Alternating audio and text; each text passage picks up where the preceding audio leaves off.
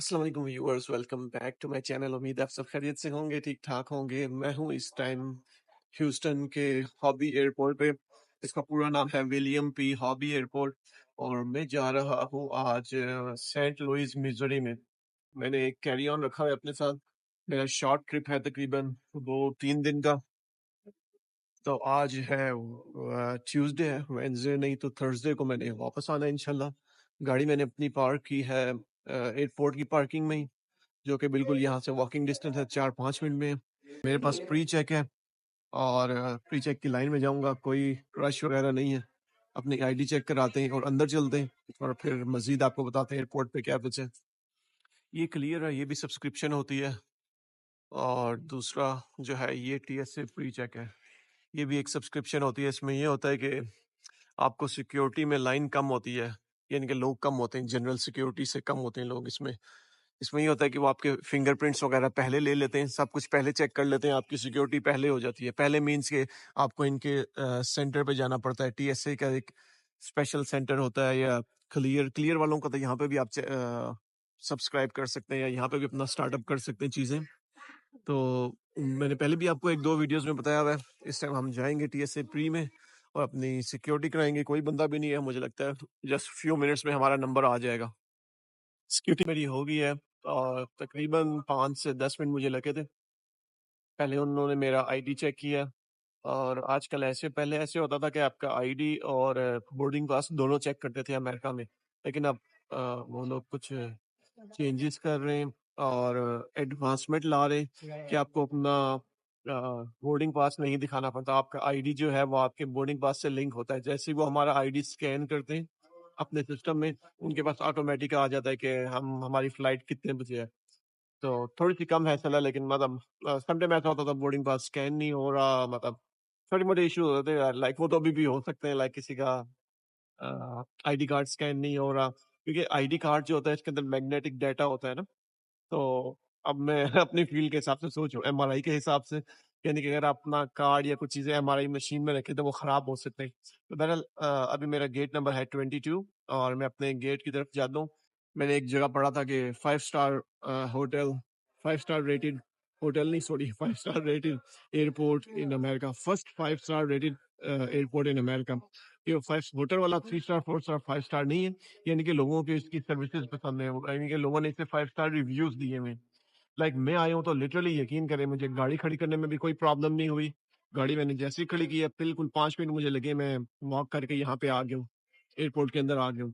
इस टाइम 6:15 बज रहे हैं शाम के और मतलब कि मेरी फ्लाइट है तकरीबन 7:50 पे। मैं 2 घंटे पहले भी आया था, लेकिन अभी भी मेरे पास 1.5 घंटे से ज्यादा टाइम है। तो मतलब मुझे लिटरली आधा घंटा भी नहीं लगा सारे प्रोसेस में। तो इसी वजह से लोगों को ये एयरपोर्ट अच्छा लगता है। और जॉर्ज बुश से थोड़ा सा छोटा एयरपोर्ट है ये, है तो ये भी इंटरनेशनल है, कुछ इंटरनेशनल फ्लाइट्स यहाँ से भी जाती है, लेकिन वो बड़ा एयरपोर्ट है। तो I like south west airline, मेरी साउथ वेस्ट की टिकट है। तो अपने साउथ वेस्ट गेट की तरफ जाते हैं और अपना गेट पहले लोकेट करते हैं कि वाकई वहां पे है कि नहीं है और फिर मजीद आगे देखते हैं।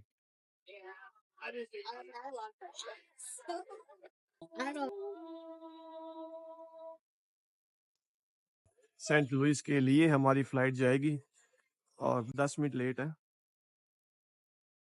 मैंने आपका अपना गेट में देख लूं, 22 है मेरा गेट। लोग यहाँ पे बैठे हुए हैं और वेट करते हैं। अब यहाँ पे बाहर का नज़ारा दिखाएं आपको थोड़ा सा। ये जहाज अभी लैंड किया, इस जहाज ने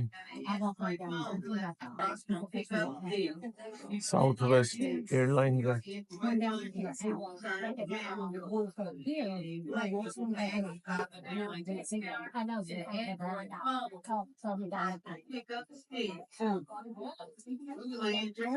फ्लाइट में भी 1 घंटे से ज्यादा टाइम है। तो खाना तो मैं खा के निकला हुआ था, तकरीबन मैं निकला था 4:30 पौने 5 बजे।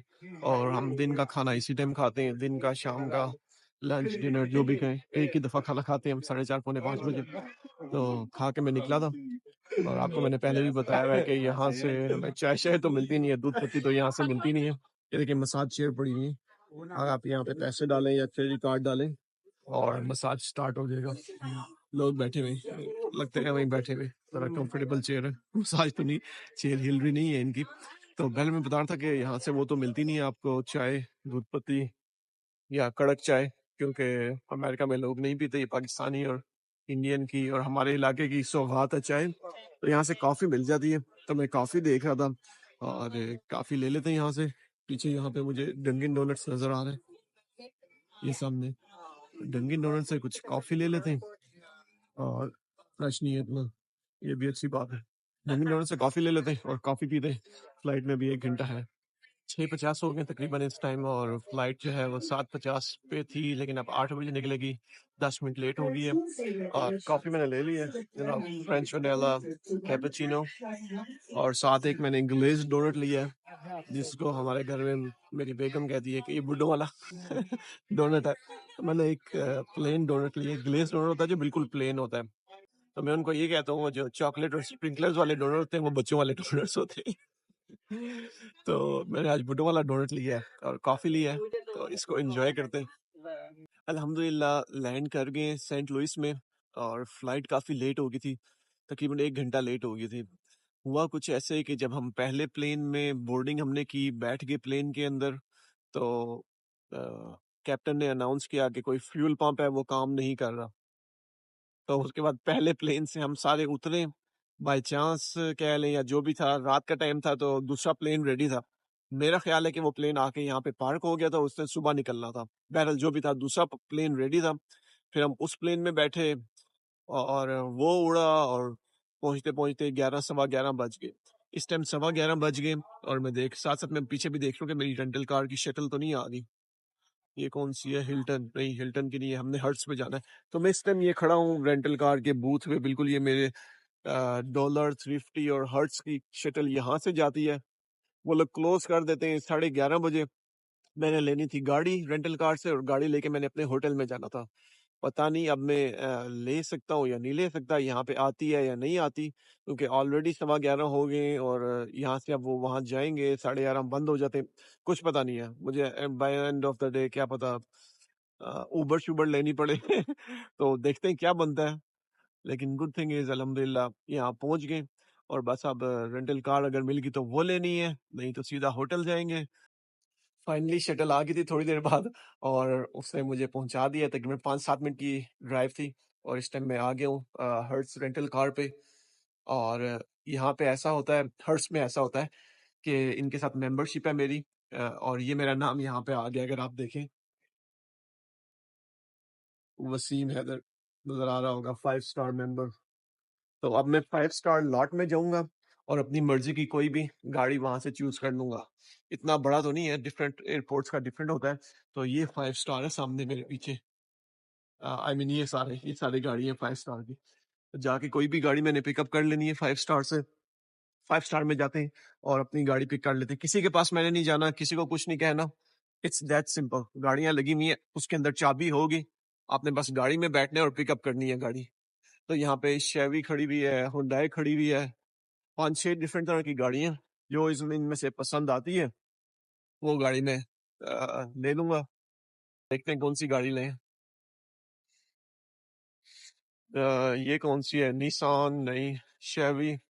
शेवी मैंने सारी शेवरोलेट की गाड़ियां रखी हुई हैं। शेवी शेवी, पीछे भी शेवी की। मैंने एक ही जैसी हैं सारी गाड़ियां। कोई साफ सी नए वाले मॉडल की ले लेते हैं। मैलिबू, मैलिबू ये ले लेते हैं। ड्राइव तो इतनी दूर नहीं है, गाड़ी साफ सुथरी लग रही है, तो ये गाड़ी ले लेते हैं हम। इसमें अपना सामान रखते हैं और बैठते हैं।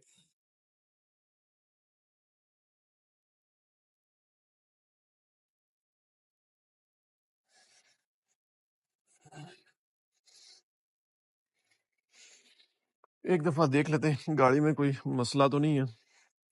आई मीन मसला मीन्स के कोई एक्सटर्नल डैमेज वगैरह। ये साफ सुथरी है सारी। यहाँ पे जो मतलब इस वाली आइल में सारी गाड़ियां इसी तरह की हैं, सीडान गाड़ियां। तो बैठते हैं इसमें, चाबी भी अंदर ही होगी इसके।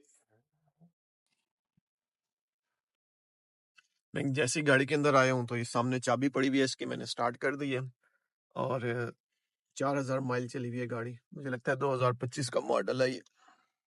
आई मीन 25 नहीं, सॉरी, 2024 का। देखते हैं कौन सा 2024 ये लिखा हुआ है 24 का मॉडल है। Okay, minimum 200। कहते हैं कि चाबी घुमाओ तो $200 दोगे फिर। बैग पैक मैंने रख दिया, अपने शीशे वगैरह सेट करते हैं और अपने होटल की तरफ चलते हैं।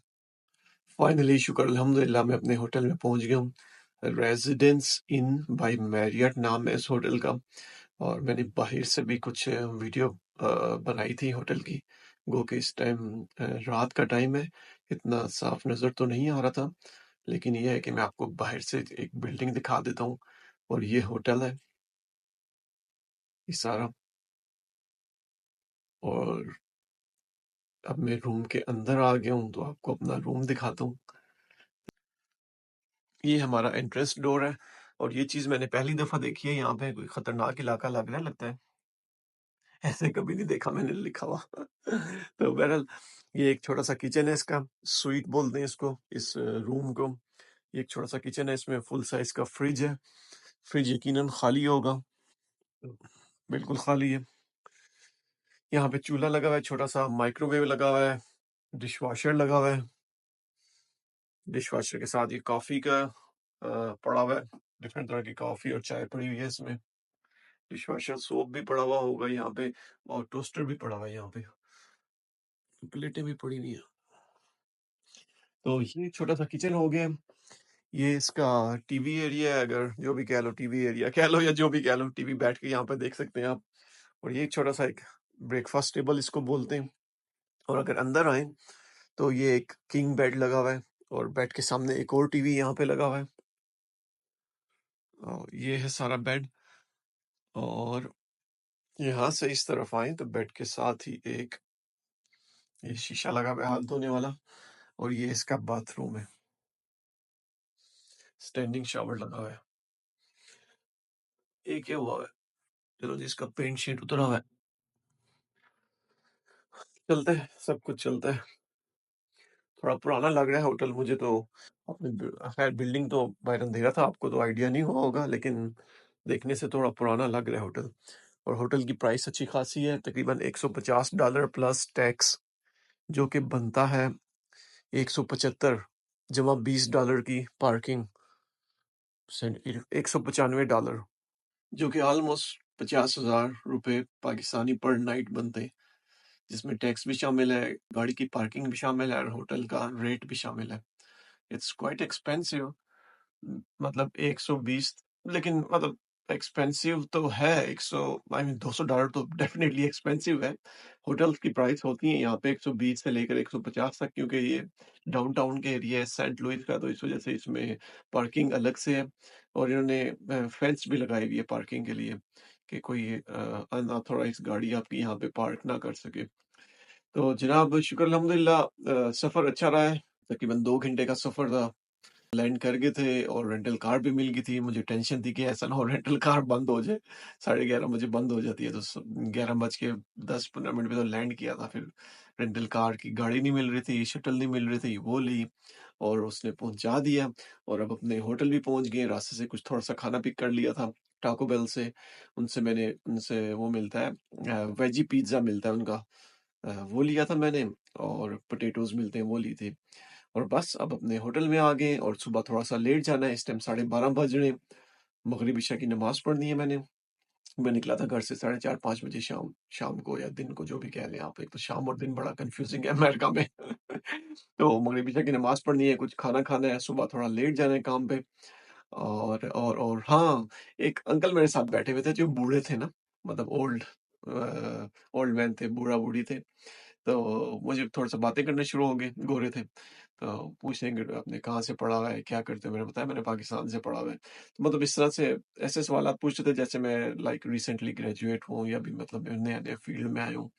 तो फिर कहते हैं कि पता नहीं क्या बात हुई ना, तो ऐसे उन्होंने मुझे मेरी एज बताई। उन्होंने कहा कि ओके, 21 ईयर्स, मतलब तुम 21 साल के हो। उसके बाद से जो है ना, मैं अभी तक शीशा देख रहा हूँ कि वाक़ई मैं 21 साल का कहीं से लगता हूँ। तो मैंने अपनी बेगम को बताया, वो कहती है कि किसी जवान से पूछो अंकल की शायद जो है ना नज़र कमज़ोर थी। तो आप लोग बताएँ मेरी एज क्या लगती है? चले 21 तो मेरा ख़्याल है अंकल ने कुछ ज़्यादा मीठा डाल दिया है, 21 तो नहीं लगती, लेकिन मेरी ऐज क्या लगती है? मुझे कमेंट करके बताएँ। तो बस मैं अपना व्लॉग यहाँ पे इख्तिताम करता हूँ और होपफुली अब मैं बार-बार शीशा ना देखूँ कि मैं 21 का लगता हूँ। आपको मेरी जर्नी कैसे लगी ह्यूस्टन से लेकर सेंट लुइस तक मुझे कमेंट करके बताएँ। अपना व्लॉग यहाँ पे ख़त्म करता हूँ, आपको मेरे व्लॉग अच्छे लगते हैं तो प्लीज़ लाइक करें, शेयर करें, सब्सक्राइब करें। इंशाल्लाह मिलते हैं नेक्स्ट व्लॉग में बहुत जल्द। अपना ख़्याल रखें। अल्लाह हाफ़िज़।